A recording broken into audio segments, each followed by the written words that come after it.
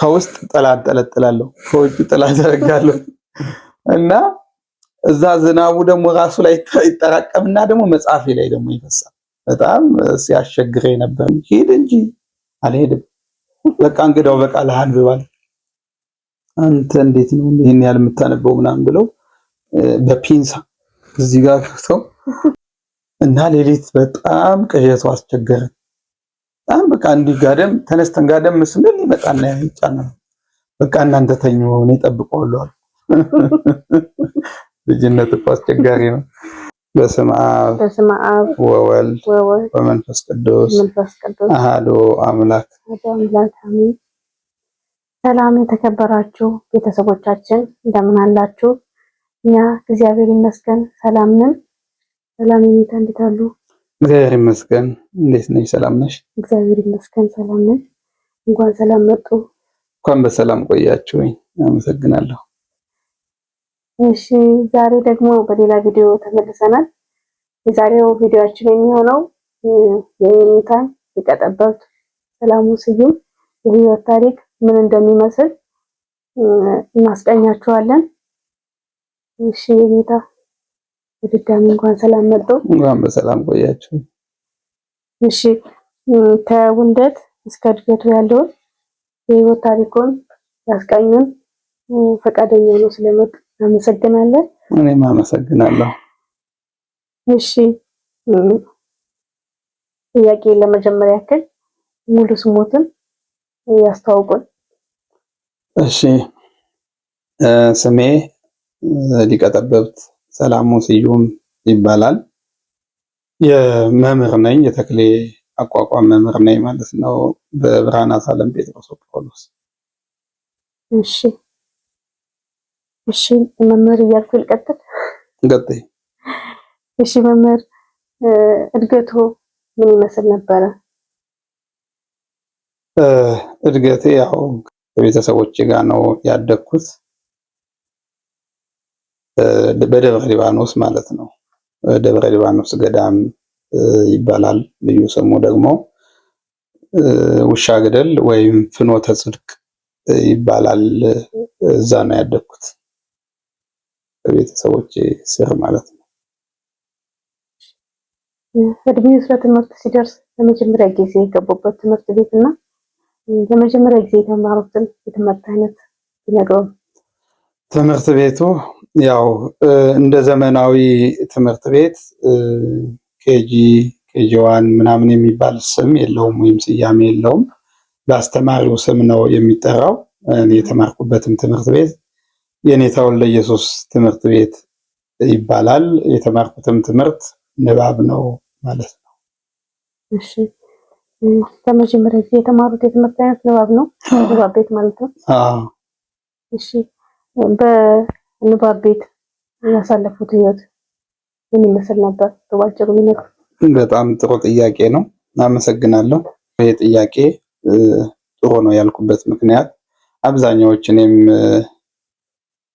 አብይ ዜማ ቲዩብ የሚል ቻናል አለኝና እዛ ላይ ይጠይቃሉ። ትምህርት ቤት ለመግባት ፈልገን ነበረ፣ የትምህርት ቤት እንግባ፣ ተግዳሮቱስ ምንድነው ምናምን ብለው ይጠይቃሉና ለሱም ጥሩ መልስ ይሆናቸዋል ብዬ አስባለሁ። እና ለትምህርት ቤት እንደደረስኩኝ እንደነገርኩሽ የኔታ ወልደ ኢየሱስ ትምህርት ቤት ነው የገባሁት ወይም የገባ ነው። ከወንድሜ ጋር ከታላቅ ወንድሜ ጋር ነው አብረን የገባ ነው። እና ንባብ ቤት እንደገባን ሀሁ ብለን ነው የሚጀመረው። ከእግዚአብሔር ሀለወት ማን እንደፈጠረን የምንመሰክርበት ሀ ማለት ሀለወቱ ለእግዚአብሔር የእግዚአብሔር መኖርን ነው። በመጀመሪያ ሃይማኖት ነው የምንማረው ማለት ነው ጉባኤ ቤት ስንገባ። እና ሀሁ ጀመርን። ሀሁ እየተማርን እያለን ከወንድሜ ጋር አብረን ነው የጀመርነው። ነገር ግን እሱ በእድሜ 2 ዓመት ስለሚቀድመኝ የእግዚአብሔር ፈቃድም ሆኖ እሱ ባንዴ ትቶኝ ሄደ። እዛ ንባብ ትምህርት ቤት ደግሞ ምንድነው ልዩነቱ? በጣም የተለየ ትምህርት ቤት ነው። እዛ የተማሩ ተማሪዎች በጣም አንባቢዎች ናቸው። በመሰረቱ ደብረ ሊባኖስ የተማረ ተማሪ ሁሉም አንባቢ ነው፣ ገል ቤትም ስላለ ማለት ነው። ግን እንዴት ያስተምራሉ? ሀሁ ከተማርሽ በኋላ እንደገና ሆህ ብለው ደግሞ ወደ እግር ያስተምሩሻል ማለት ነው።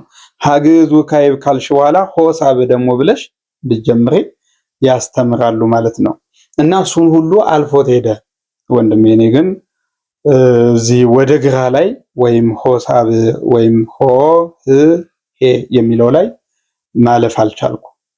ያኛውን በልምድ ዝም ብዬ ሀሁ ለምናምን እያል ሄድኩና እዛ ላይ ቆምኩ ማለት ነው። እሱ ያው ሄደ። እኔ ግን እዛ ምን አደረግኩ መሰለሽ? በቃ በጣም እንትን ሲለኝ ከሆህ ጋር ልግባባ ስንል ወደ ድንግል ማርያም አመለከትኩ። ማርያም ፊደል ናት የሁሉ መማሪያ እና ገና በህፃንነቴ እግዚአብሔር ምልክታ ሆኖ ነው የሚሆነው እና ወደ ድንግል ማርያም ትምህርቴን ገለጭልኝ ብዬ አመለከትኩኝ። ያው በወቅቱ ወዲያው እውቀት አላገኘሁም፣ ግን ከተወሰነ ጊዜ በኋላ ድንግል ማርያም ፈቃዷ ሆና በደንብ መማር ቻልኩኝ ማለት ነው። እና ሀሁ እየተማርኩኝ አስተማሪዎች ተመደቡልኝ። ሁሉም የኔታ ጋር የሚማሩ ውጭ ደግሞ እኛን ያስተምራሉ ማለት ነው። የኔ ወንድም ግን ዳዊት ሁሉ ጨርሷል። እኔ ገና መልእክተ ምናምን እየተማርኩኝ ማለት ነው። ከዛ ከዕለታት አንድ ቀን የኔታ ምን አደረጉ? የእሱ ወንድም መሆኔን በደንብ ሲያውቁ ጠሩኝና ወይም አስጠሩኝና አንተ ወንድምህ እዚህ ደርሷል፣ አንተ ግን ገና ሀያልክ ነው። ካሁን በኋላ እሱ ጋር ሄደህ ከሱ ጋር ዝር ሳትል ተማራሉኝ። እሱ የሚያስተምረው ዳዊት ዘልቆ ዳዊት ተማሪዎችን ነበር የሚያስተምረው። ዳዊት አስተማሪ ጋር ደግሞ ሀሁ የሚማር የለም። ግን እኔም በስፔሻል ኬዝ ወንድሙም ነኝና የኔታም ፈቃዳቸው ሆነው እዛ እንድማር ሆንኩኝ። ከዛም በኋላ በቃ ተገለጸልኝ ማለት ነው። ድንግል ማርያም መጣች። ምክንያት ስለምትፈልግ በምክንያት መጣች። ከዛም በኋላ የኔታ ጋር መመላለስ ሆነ። እዛ እንማራለን፣ የምንፈተነው የኔታ ጋር ነው። የተፈተንኩኝ ሲሄድ እሱ ዳዊት ጨርሶ ሁለቴ ነው ዳዊት የሚያስተምሩት። አንዴ ትዘልቀልሽ፣ እንደገና ደግሞ ድጋሚ ትደግሚያለሽ። እሱ ያንን ጨርሶ ወንጌል እያነበበ ነበር። እኔ ደግሞ ገና ዳዊት አልገባውም። እሱ ጋር ቁጭ በልና ተማረ አንብብ አሉኝ። ከሱ ጋር ወንጌል አንብብ። እንግዲህ አስተውይ፣ ከዳዊት በኋላ ነው እያነበበ ያለው። እኔ ግን ገና ዳዊት አልገባውም። አንብብ አሉኝ። እሱ ጋር እያነበብኩ እያለ አንድ ጊዜ ጠየቁ፣ ዳዊት ለማስገባት ማለት ነው። እየዞሩ ሲጠይቁ ሌሎቹን ጠየቁና መጨረሻ እኔ ጋር መጡ። ገና መስፍን የወንድሜ ማለት ነው የማነብበት ገና ሲዞሩ በቃ ዳዊት ለማስገባት እንትን እያሉ ነውና እየጠየቁ ነውና ይሄን አንብባለኝ። እዛ ቁጭ ብሎ አስነበበኝ። እሳቸውም እንዳጋጣሚ ሆኖ ያንን ያነበብነውን ጠየቁኝ። አለፍኩኝና ወደ ዳዊት ገባው ማለት ነው። እነዛ ሲያስተምሩ የነበሩ ልጆች ግን አልገቡም እና በእኔ ምክንያት እናንተ እሱን ስታስተምሩት የነበራችሁ እሱ ዳዊት ሲገባ እናንተ እንዴት ይሄን ማንበብ ያቅታችኋል ተብለው ተገረፉ ማለት ነው። ከዛም በኋላ አሁንም እሱ ጋር እየተማርኩኝ ትምህርቴን እየቀጠልኩ ሄዱኝ። እሱ ጋር ማነባለው፣ እንደገና ያስተምረኛል ማለት ነው። ውስጥም ወንጌል አነባለው፣ እንደገና ደግሞ ዳዊት እሱ ጋር አማራለሁ ማለት ነው። ከዛ አንድ ጋር ሆነን ማለት ነው። እኔና መስፍን አስተማሪ የነበረው ወንበርተኛ ሆነን ዳዊት በዚህ መልኩ እየተማርኩኝ እያለ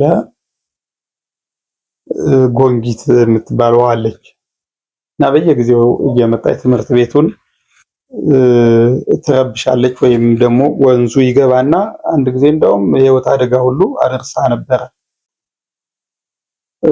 እንደዛ ያለ ዳዊት እናነባለን። እሳቸው ደግሞ ያንን ድንጋዩን ወንዙ ያመጣውን ድንጋይ እየሰበሩ ምናምን ወደ አንድ ጎን ያደርጉታል ወንዙ እንዲሄድ።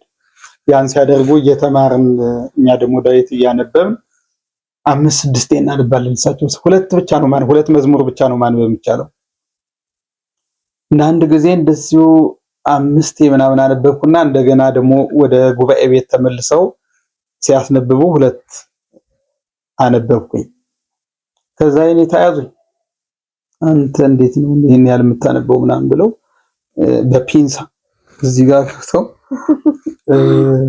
እንደቆነጠጡኝ አስታውሳለሁ።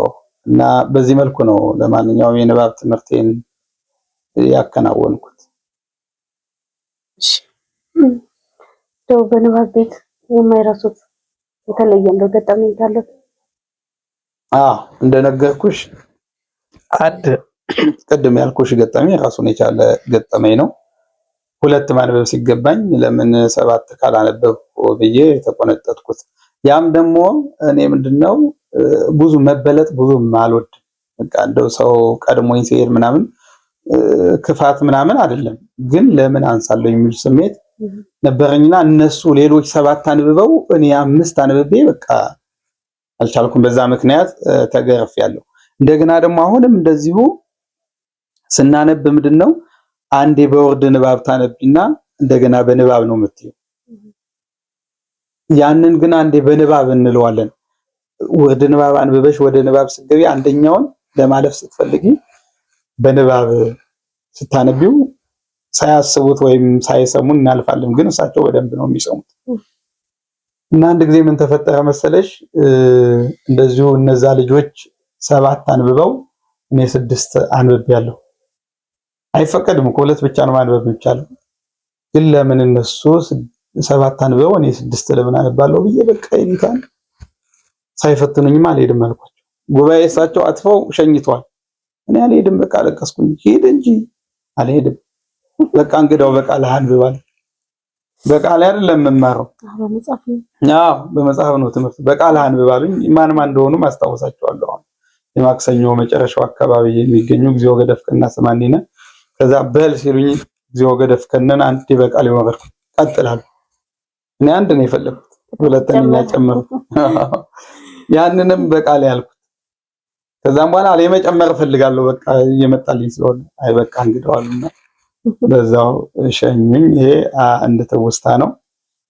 ከዛም በኋላም እንደዚሁ የኔታ ምስባክ የት ነው የሚገኘው፣ የትኛው መዝሙር ላይ ይገኛል ምናምን እያሉ ይጠይቃሉ። እና ይጠይቁና መጨረሻ እኔ ጋር ነው የሚያመጡት። በጣም ነው የሚወዱኝ በእውነት። እንደው አንድ ቀን እንኳን አመሰግናለሁ ብያቸው አላውቅም፣ ግን በጣም ነው የተለየ ቦታ ነው ያላቸው ለኔ። እየጠየቁኝ መጡና እኔን ሲጠይቁኝ ሌሎች ያልመለሱትን በእንትን ነው የምንማረው፣ በመጽሐፍ ነው ቅድም እንደነገርኩሽ። የት እንዳለ ግን ዝም ብዬ ይመጣልኛል፣ ነግራቸዋለሁ። እና በዚህ ያለን አንድ ጊዜ ደግሞ ሙስታፈላ ገባ ቢሎን እየነበር ነው በከይ ነው ስተኩሃት ያ ምናምን የሚል ጥያቄ ጠየቁ። ሁሉንም ጠየቁ፣ መስፍንንም ጠየቁት፣ እሱም አልመለሰም። ከዛ መጡና መጨረሻ ላይ ነው ሲጠይቁኝ ይሄ ምንድነው ምናምን ብለው ሲጠይቁኝ እሱም እኮ መጥቶ እኔን አናግሮኝ እንዴ አይደለም ወይ እኔ ምንም እሱ በቃ እንዳልተሳሳተ ነው የታየኝ። ግን እኔ ሲጠይቁኝ እንዲህ ነው ምናምን እንዲህ ነው ተማሪ ምናምን ብለው ለኔ በቃ የሚመጣውን እንትን ደብተርና ኪባላ 16 ሉካል እሷንና እስክሪብቶ ለኔ ነው የሚሰጡት ሁሌ በቃ በሽልማት መልኩ ይሰጡኛል። በዚህ መልኩ ነበር የንባብ ቤት ትምህርት ቤትና ገጠመኞች። እሺ በንባብ ቤት ውስጥ ስንት ዓመት ነው የተማርከው? አይ ልጅም ስለሆንኩኝ አንዳንድ ጊዜ እድሜም ያንስብኛል ከትምህርት ቤት አንፃር ምናምን ሳየው ይሄን ያህል ብዬ ለማስቀመጥ አልችልም። እድሜን ያወቅኩት ወደ አቋቋም ቤት ስገባ ነው። አቋቋም ቤት ስገባ 16 15 አካባቢ ነበርኩኝና ዝም ብዬ ያንን ሳካፍለው ይሄን ያህል ዜማ ቤት ይሄን ያህል ንባብ ቤት ብዬ ከሰጠው ነው እንጂ በቅጡ ይሄ ነው ብዬ ለማወቅ ይከብደኛል። ነገር ግን ቢያንስ 4-5 ዓመት እዛ አሳልፌያለሁ ብዬ አስባለሁ። ምክንያቱም ብዙም በጨዋታ አሳልፌ ነው። ያቺ መጨረሻዋ ጊዜ ብቻ ናት እኔ የተማርኩባት ጊዜ እንጂ ያኛው መስፍን ጋር የመጣሁበት ወይም ወንድሜ ጋር መጥቼ የተማርኩባት ጊዜ ነው። ያኔ ግን ባንዴ ነው በቃ ባንዴ የኔታም እንዳልኩኝ 7ም 8ም እያነበብኩ ነው ዳዊቱንም የጨረስኩትና ያቺ ጊዜ ነው። እሳቸውም ራሱ መስፍን ዳዊት ጨርሶ የያዙት እኔ አብሬ እንደወጣ ነው። ያ ስለነበረ እኔንም ቶሎ ቶሎ ያሳልፉኝ ነበር ማለት ነው። እሱ ወደ ሌላ ትምህርት ቤት ልሂድ የሚል ጥያቄ ሲያነሳ በእኔ ምክንያት አቆይተውታል ማለት ነው። እና 4-5 ዓመት ቆይቻለሁ ብዬ አስባለሁ። እሺ ከንባብ ቤት በኋላ ወዴት ነበር የሄዱት? ነበር የተማሩት? ከንባብ ቤት በኋላ ቢያንስ ለገለጻ ያህል ከንባብ ቤት በኋላ ወደ ቅዳሴ ቤት መሄድ ይቻላል፣ ወደ ቅኔ ቤት መሄድ ይቻላል። ንባብ ነው መሰረቱ። የንባብ መሰረትነት ለቅኔም ለቅዳሴም ለዜማ ቤት ያገለግላል። እኛ ግን ወደ ዜማ ቤት እንሄድ ነው። እንዳውም የኔታ አለቅም ብለው እነዚህ ልጆች ይበላሻሉ አለቅም ብለው አባታችን ነው ሄዶ ጠይቋቸው የፈቀዱልን። ለምንድነው ስጋታቸው? የዜማ ቤት ትምህርት ቤት አሁን እንኳን ወደ ውስጥ ገብቷል። በፊት መኪና መንገድ ላይ ነበረ እና ትንሽ ለቦዘኔነት ያጋልጣል ወይም ዱርዬ እንድንሆን ስለሚያደርግ አለቅም አሉ እሱ። ያኔ ግን በጫካ ነበር የምንሄደው ንባብ ቤት እየተማር ትምህርት ቤቱን በጫካ በኩል ከተግባር ቤቱ ጀርባ ነው ያለው። ሴቶች ስለማይገቡ የት እንደሆነ አታውቂውም አንቺ። ነገር ግን ከተግባር ቤቱ ጀርባ ስለነበረ እኛም ባህርሸሽ የሚባል አለ፣ ውሻ ገደል ማለት ነው። በሳ በጀርባ ነው ሄደን ትምህርት ቤት የምንገባው። ያ ነው ያ አስተዳደጌ ነው። ቋቋም ቤትም ስገባ በጫካ እንዲሄድ ያደረገኝ ያው ቪዲዮዎችን ላይ ስንገልጽ አልነበረ። ዘመናዊ ትምህርት ቤትም ገብቼ በጫካ የሚሄድበት አጋጣሚ ያቺ አስተዳደግ ስለነበረች ነው። ይረብሸኛል በቃ በመኪና መንገድ ምናምን ሄድ እና ያ ስለነበረ ስጋታቸው ስለነበረ አትሄዱም ብለው ነበረ። አባታችን ግን አይ እኔ ሙለው እዛው ነው ጧት ማታ እዛው ስለምውል እኔ እቆጣጠራቸዋለሁ። አባታችን ሐውልት ነበር የሚሰራው እና ችግር የለውም እኔ ኃላፊነቱን ወስጄ እከታተላቸዋለሁ ምናምን ሲል ፈቀዱልን። ወደ ዜማ ቤት ገባን ማለት ነው። ከንባብ ቤት በኋላ ዜማ ቤት ነው የገባሁት ማለት ነው። የኔታ መራዊ ትምህርት ቤት ይባላል። የድጓው መምህር የኔታ መራዊ ይባላሉ። በረከታቸው ይደርብና አሁን በህይወት የሉም። እዛ ነው የገባሁት ዜማ ቤት ማለት ነው። እሺ እዛው ገዳም ውስጥ ማለት ነው። እዛው ደብረ ሊባኖስ ገዳም። እሺ እና በዜማ ቤት እሺ ደግሞ ያሳለፉት የተለየ ገጠመኝ ካለ እና በዜማ ቤት ውስጥ ያሳለፉት ይሄም በአጠቃላይ ቢነግሩ። እሺ አመሰግናለሁ። በዜማ ቤት የኔታ የፈሩት ነገር አልቀረም። ዜማ ቤት ምናልባት ስሙ ካልጠፋኝ የዓለሙ ሸክላ የሚባል አለ። ሸክላ አለ ብቻ እና እዛ እንዳልኩሽ መኪና መንገድ ነው። ትንሽ ከኖርማሉ ሂደት ያፈነገጡ ተማሪዎች አሉ። ማለትም ንባብ ቤት ያለው ባህሪ አይደለም እዚህ ያለውና መኪና መንገድ የሚውል ልጅ ያለው ባህሪ ይታወቃል። እና ሸክላው አለችና ሸክላውን ታከኩ ይላሉ። ሸክላውን የታከከ ተማሪ እኔንጋ ሸክላ ይሆናል ይሁን ያው ዱርዬ ይሆናል ነው። ከዛ ማንነቱ ወደ ዱርዬነት ወይም ወደ መኪና መንገድ ያዘንብላል የሚል እሳቤ አለ። ያ እውነት እንዳልሆነ ይታወቃል። ግን አልታከክም ብትይ እንኳን ገፍተው ያሳከኩሻል። እኛን አሁን ገፍተው ነው ያሳከኩት። ከዛም በኋላ በቃ እኛም የመኪና መንገድ ልጆች ሆነን ማለትም የተወለድኩበትም ወይም የተወለድንበትም አካባቢ ከተማ ነገር ናት። ይሄ ቁማር ምናምን የሚባል ነገር አለ። ያኔ ቁማር የምንለው ብይ፣ ጆተኒ እነዚህ ነገሮች አሉ። ወደዛ የመሳብ ነገራችን መጣ ማለት ነው። ወደዛ እንድንሳብ አደረገን እና አብዛኛውን ጊዜም ከንባብ ቤት በይበልጥ ዜማ ቤት አሳልፈናል። አንድ ትምህርቱም ሰፊ ነው። እዛ የሚሰጠው ትምህርት ለመግለጽ ያህል ምዕራፍ የሚባል አለ፣ ጾመ ድጓ የሚባል አለ፣ ድጓ የሚባል አለ። እነዚህን ሁሉ ያው የተቻለው ይማራል። ድጓ እንደ አማራጭ ነው፣ ከፈቀደለት ልጅ ከሆነ ይማራል ማለት ነው። እና ምዕራፍ የሚባለው ራሱ ሰፊ ክፍል ነው። ጾመ ድጓም እንደዛው ሰፊ ነው። ድጓ ደግሞ በይበልጥ በጣም ሰፊ ነው ማለት ነው። 4 ዘመናት አሉት። እኔ ሁሉንም እነዚህን ለመማር ችያለሁ። ያው የልጅነት ስላለ እድሜም ገና ስለነበረ የኔታም እንድንወጣ ስለማይፈልጉ ያንን እነዛን ተምሬያለሁ ማለት ነው። በዜማ ቤት ይህን ያህል የተለየ ገጠመኝ አለኝ አልልም። ማለትም የዱርዬነትም ጊዜ ስለነበረ ትንሽ ቦዘን የሆንኩበትም ጊዜ ስለነበረ፣ ነገር ግን ማለትም ያን የዱርዬነት ወይም የቁማር ህይወት እንድተው ያደረገኝ ግን አንድ አጋጣሚ አለ።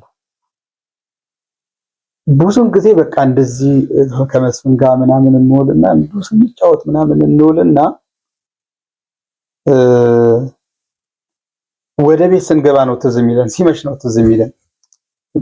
ራት አንበላም፣ ትምህርት ቤት መሄድ አለብን ማታ ማለት ነው። ማታ ማታ የምዕራፍ ትምህርት ማታ ማታ ነው የሚሰጠው። ያ ማድረግ ስላለብን ቤት እንዳንገባ ስንጫወት ነው ያለው። በሰዓቱ ከትምህርት ቤት ተመልሰን ወደ ቤት አልገባንም እና እንሄድና ተክለ ሃይማኖት በረጋ ሁለተኛማ እንጫወት ምናምን ብለን እንምላለን። በቃ በር እንዝጋ ምናምን እንልና በር ዘግተን ምናምን ምለን ጠዋት ደግሞ በቃ ስንነሳ ልክ እንደሱስ ትዝ የሚለን ቁማሩን ትምህርት እኮ ትዝ አይለን። በቃ ያዋልንበት የትናንትናው ተረሳ። በቃ ያ መሐላ ምናምን በሉ እንግዲህ አባታችን አስቡበት ትተነዋል ብለን ወደ ስራችን ወይም ወደ ቁማሩ እንገባለን።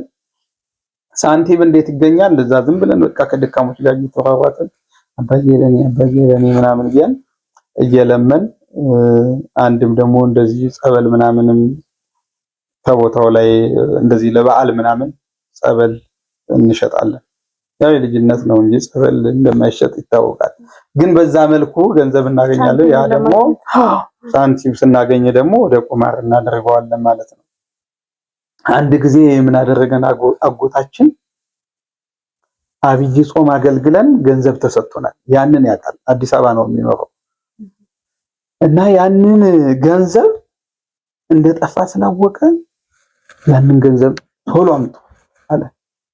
15 ብር ምናምን ነው የሚሰጥ አብይ ጾም 2 ወር አገልግለሽ ያን ገንዘብ አምጡ ምናምን ሲለን ምን አለ ወንድሜ ይሁኑ መርጌታ አሉ እዛ ሰፈር እሳቸው ጋር ነው ምናምን አለ። ኑ እንሂዳለን። ይዞን ሄደ። እሳቸው ሲጠየቁ ምንም የለም። ከዛ እንደዚህ እንትን አሸከመን፣ ድንጋይ እንደዚህ አሸከመው በሁለት እጃችን በቃ አንበረከከን። መጮህ ነው በጣም ይከብዳል ድንጋዩም። በቃ ከአቅማችን በላይ ምናምን ሲሆን እሱ መስፍን ነሳና ወጥቶ ጥረግ ጉዱ ሄደ። በዛ ምክንያት እኔንም ተወኝ፣ እሱን ደግሞ ፈልገው ምናምን አለኝ። በጣም አዘነ። የሚጠፋ ነገር ምናምን መሰለው። ይሄ አንድ ምክንያት ነው። ሁለተኛ ምክንያት ደግሞ ድጓ እየተማርኩኝ ድጓ ንቀጽ ምናምን አለው በጣም ሰፊ ነውና የተማርኩትን እዛ ጆተኒ ምናምን እየተጫወትኩኝ ትዝ ይለኛል የተማርኩት እና ሳስታውሰው ምንም በቃ ጠፍት ይላል። መቼ ነው እየደከምኩ የሚል ሀሳብ መጣልኝና ታውኩ በቃ ከዛም በኋላ እና ዜማ ቤት ገጠመኞችና ህይወት ይሄን ይመስል ነበረ ለማለት ነው። እሺ በዜማ ቤት ያሳለፉበት ጊዜ ያውቁታል? አዎ እንዳልኩሽ እንግዲህ በንባብ ቤት 4 ዓመት 5 ዓመት ብዬሻለሁ። አቋቋም ቤት ስገባ ደግሞ የ15 የ16 ዓመት ልጅ ነበር እና 5 ዓመት አካባቢ 5 እስከ 6 ያኛው 4 ከሆነ ከ5 እስከ 6 አካባቢ በዜማ ቤት አሳልፌያለሁ ማለት ነው። እሺ ቀጣይ እስከ ዜማ ቤት በኋላ የት ነበር የሄዱት? ከዜማ ቤት በኋላ እንግዲህ ዜማ መሰረት ነው ለአቋቋም መሰረት ስለሆነ ዜማ ከተማርኩ በኋላ ወደ አቋቋም ቤት ነው የሄድኩት። ያው የኔታም እኔ ድጓው ላይ አንዳንድ ዛም የነበሩ አባቶች ድጓው እንድቀጥል ነበር የሚፈልጉት፣ ማለትም ቤተልሔም ምናምን እንደሄድ። ነገር ግን ወንድሜ በዛን ወቅት አንድ ዘመን እንደተማር በፍጹም ትምህርት ቤት አልሄድም ብሎ አቋረጠ። ታላቅ ወንድሜ ማለት ነው። እኔ በቃ የግድ መዝለቅ አለብኝ መዝለቅም አለበት ስለተባለ ቤተሰቦችም ብለው በቃ እሱ ዝም ብሎ ተቀመጠ። ያው ዝም ብሎ እየተጫወተ ማለት ነው። በቃ በፍጹም አልሄድም ማለት ቤተሰብም ተቀብሎ እኔ እሱ አንድ ዘመን ነው የተማረው። ጾመ ድጓው ራሱን የቻለ ነው። 2 ዘመን ተማርኩና ወደ አቋቋም ቤት እንድንሄድ ተደረገ ማለት ነው። አቋቋም ቤት በዚህ ምክንያት ወደ አቋቋም ቤት ገባን። እሱም ገባ ማለት ነው። አብረን ወንበርተኞች ሆነን ወደ አቋቋም ቤት ገባን እና ከዜማ ቤት በኋላ ወደ አቋቋም ቤት ነው የገባሁት። አቋቋም ቤት የተለየ ህይወት አለው? የአቋቋም ቤት ህይወት በጣም የተለየ ህይወት አለ። እዛም አቋቋም ትምህርት ቤት እሱም ራሱን የቻለ ሰፊ ትምህርት ነው። በመጀመሪያ ሀሌ ተብሎ እምረሰ ሳኔር ወይም የቁስቋም ከቁስቋም ነው የሚጀምረው። ከዜማ ጋር ግንኙነት ቢኖረውም ግን ለጀማሪ በጣም አዲስ ነው የሚሆነው። ወደ አቋቋም ቤት ሲገባ ዜማ ተምሯል ምናምን ብሎ ቅድሚያ አይሰጥም ትምህርቱ ማለት ነው። እዛ ገባን። እየተማርን እያለ እዝል የቁስቋም እዝል እንደደረስን መስፍን አሁንም አልማርም አለ። በቃ እኔ አልማርም፣ ዘመናዊ ትምህርት ነው መማር ፈልገው ምናምን አለ። በቃ ይሁን ከተባለ በፊት እህታችን እየተማረች እህታችን ትምህርት ቤት ስገባ የኔ ታናሽ እህት ማለት ነው ወደዛ ስገባ ከሁለት አንዳቸው አብራችሁ አትግቡ ተብሎ ነበር። ሴትም ስለሆነች ትምህርት ቤቱም ከደብረ ሊባኖስ ራቅ ያለ አይደለ ድሃ ነው። ራቅ ያለም ስለሆነ ብቻዋን እንዳትሆን ከሁለት አንዳችሁ ግቡ ምናምን ሲባል ኧረ እኔ በፍጹም አልገባም ብለን ነበር ሁላችንም። በኋላ ላይ ግን በቃ እኔ እገባለሁ አለ።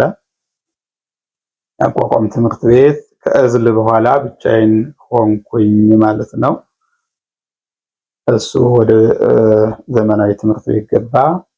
ከዛ የቁስቋም ጀምረን ክብረ በዓል አለ፣ መዝሙር አለ፣ ወርሃ በዓል አለ፣ ሌሎችም አሉ። ዝማሬ መዋሥዕት፣ ቅኔ፣ ማህተው የሚባሉ አርባዕት አርያም የሚባሉ ትምህርቶች ቅንዋት አለ። እነዚህን ትምህርቶች ይሰጣል።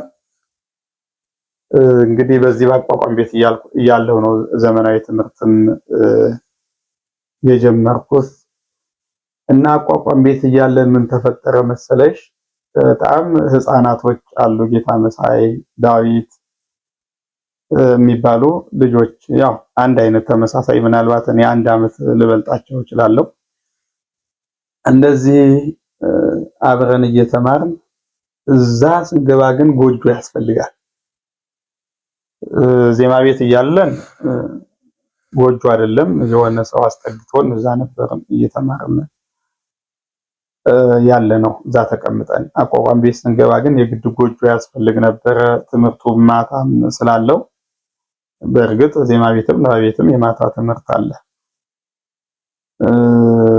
እና ጎጆ መስራት ስለነበረብን ጎጆ ይሰራ ተብለን ሰራን ማለት ነው። ጎጆ ስንሰራ አንድ ራሱን የቻለ ማደያ አለ።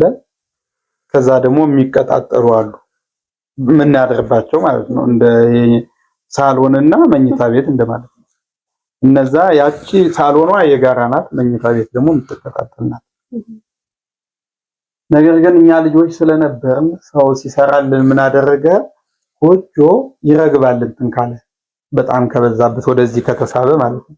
እንዳይረግብ ሲቁመታችሁ ይለካ ምናምን ተባልና በቁመታችን ነው የተሰራው። እሱ እንዳይረግብ ሲባል እኛ ደግሞ ቁመታችን ጨመረ። የሆነ ሰዓት እንዴት እንተኛ? የኔ አልጋችን ነው የምታክለው፣ በቃ ከዚህ የምትበልጥ አይመስለኝም። እና አላተኛ ሲለኝ እንዴት መተኛ ጀመር? ከዚህ ወደዚህ ከጠርዙ ወደ ጠርዙ ማለት ነው። እንደዛም ሆኖ እንትን አላለኝ። አሁንም ጨመርኩኝ ማለት ነው።